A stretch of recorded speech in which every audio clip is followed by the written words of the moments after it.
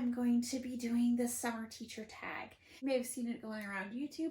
A lot of the teacher tubers were involved in the initial tag, and I will have a playlist with the others if you're interested in that. So let's get into it. There's 12 questions today. And this is my second time recording this, so I'm hoping it goes this time. So, question number 1. Where and what do you teach? I teach in rural Kansas, and I am a special education teacher. Specifically, next year I'll be teaching 4th, 5th, and 6th grade. And I do a combination of everything that entails special education.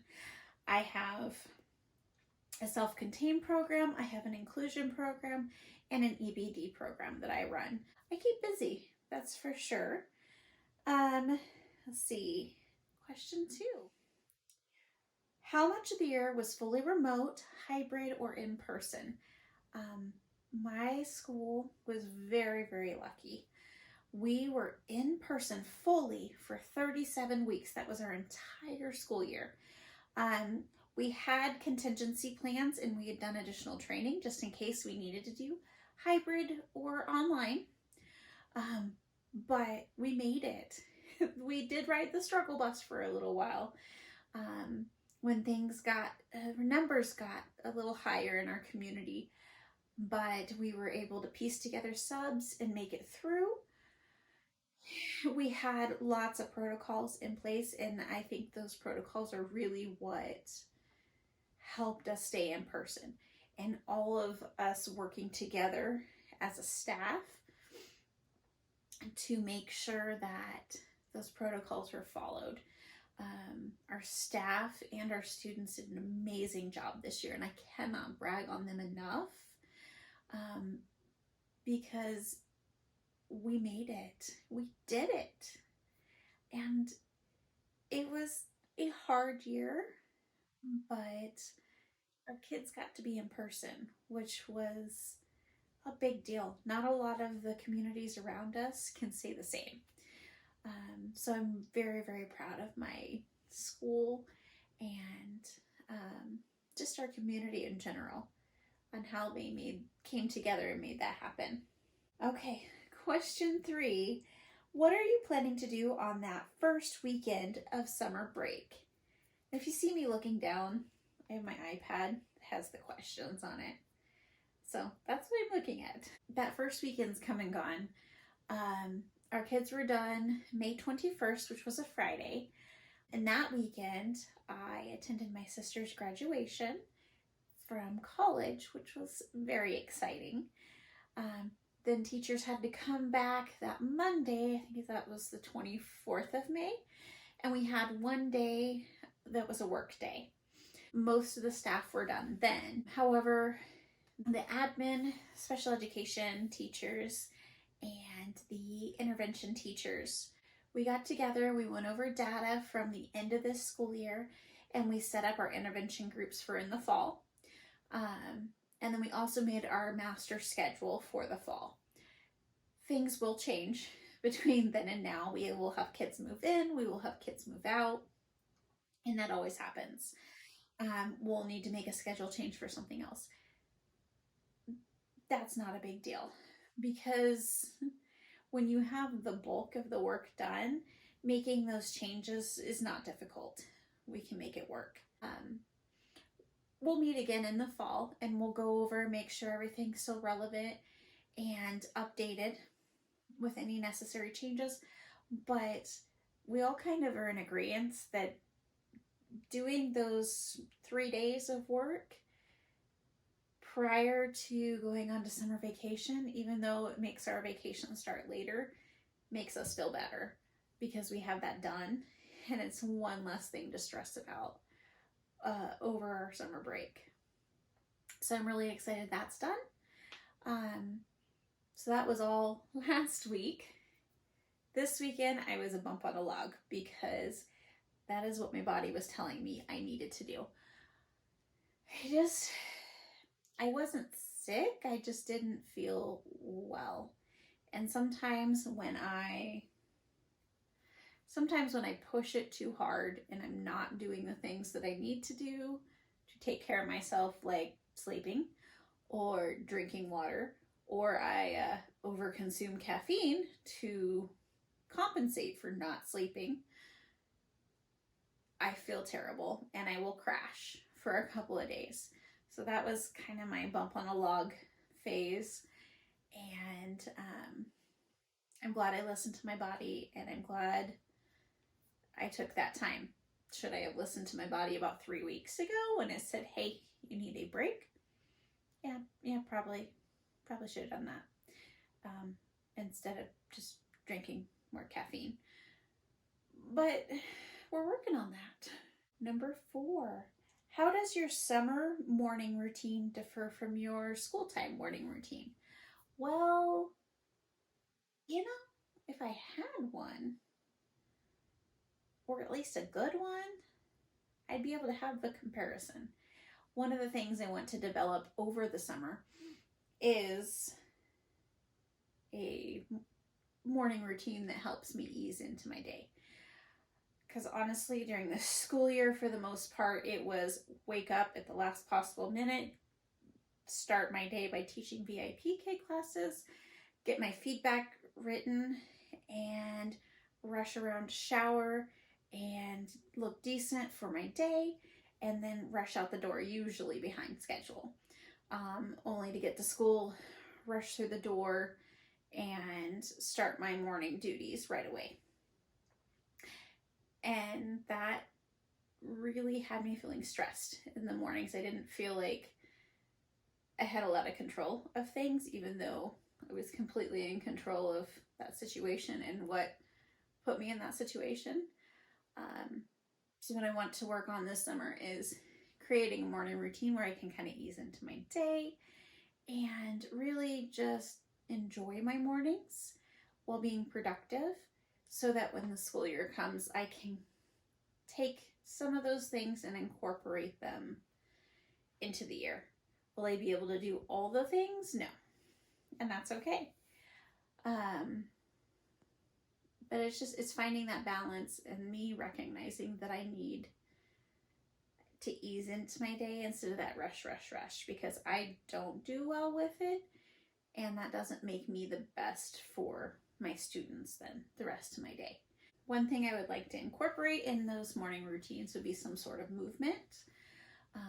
Another thing I haven't been doing and my body is saying, hey, some sort of movement, whether it's yoga or just stretching or a walk, just something to get my body going and treat it right, like it needs to be treated. Number 5, what's on my reading list? Well, I don't have a specific list of books that I want to read. I definitely have stacks and stacks. Here's one of books that I have purchased and I haven't read yet, or books on my Kindle that I haven't read yet. So these I've kind of put up here as my priorities. But also another one is called Connections Over Compliance. It goes along with the professional development I've been doing the last year and will continue again through the summer and into next fall. So I kind of want to dive further into that by reading this book. It is pretty in-depth, so I'll have to do it in small chunks to really get the most out of it, but I'm looking forward to doing that.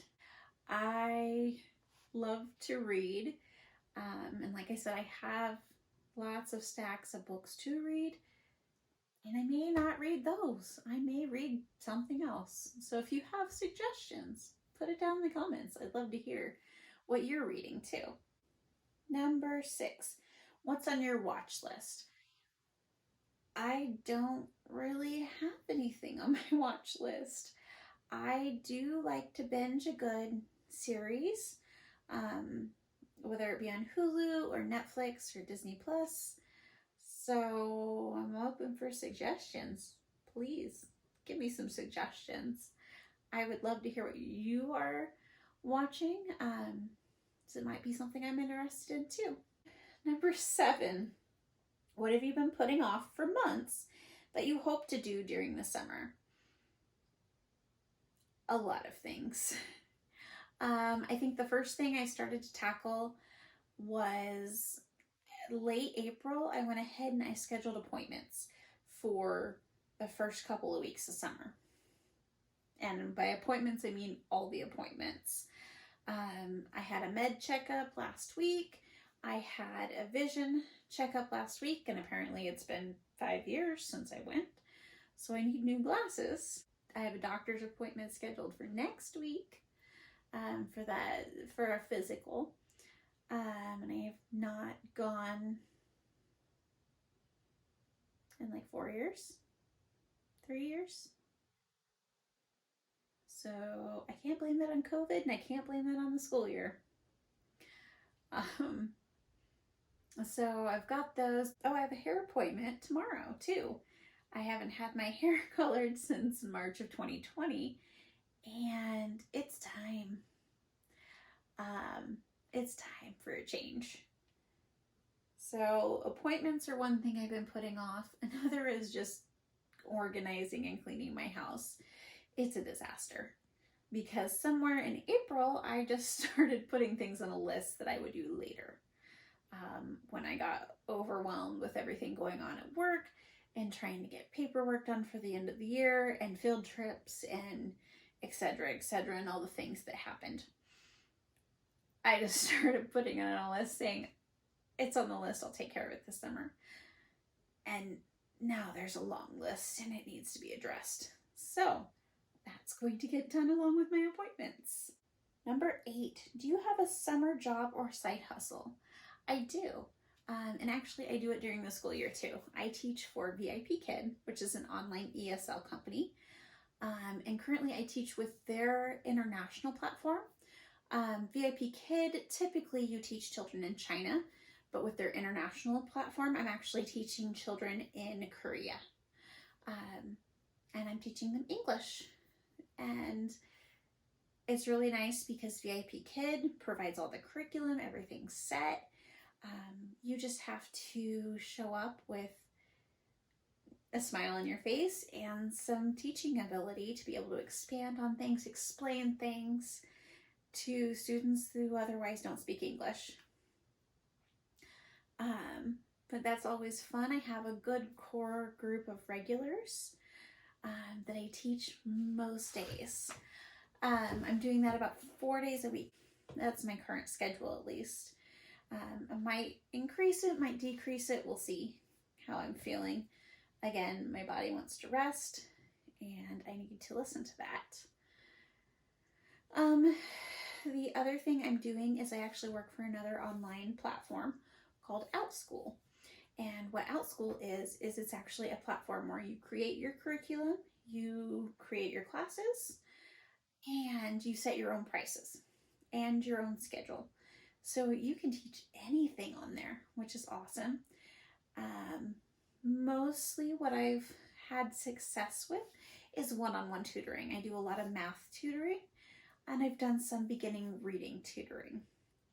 I have found a lot of parents that are looking for either enrichment for their child or just additional practice and help for their child because they've been online for over a year. One student I have is a 5-year-old, and he did all of kindergarten online this year. He was excited about next year because he gets to see his friends, because they know next year they'll start in person. So just being able to provide some of those supports for those kids that have lost some learning opportunities this year has been nice.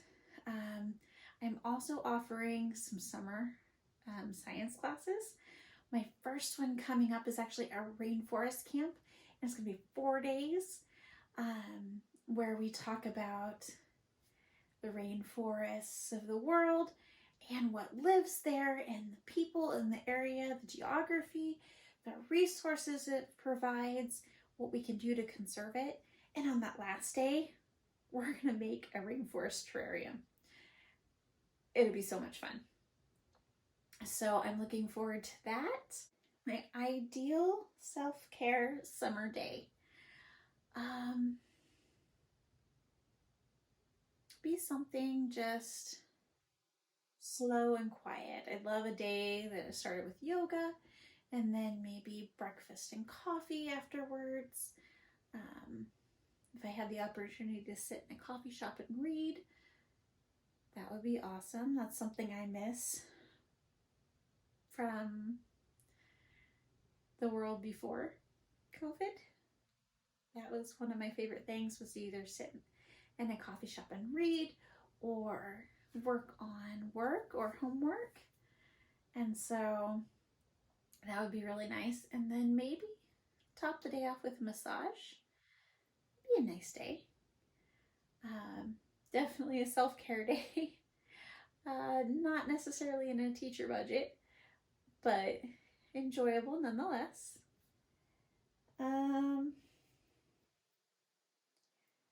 What is your favorite thing to do outside in the summer?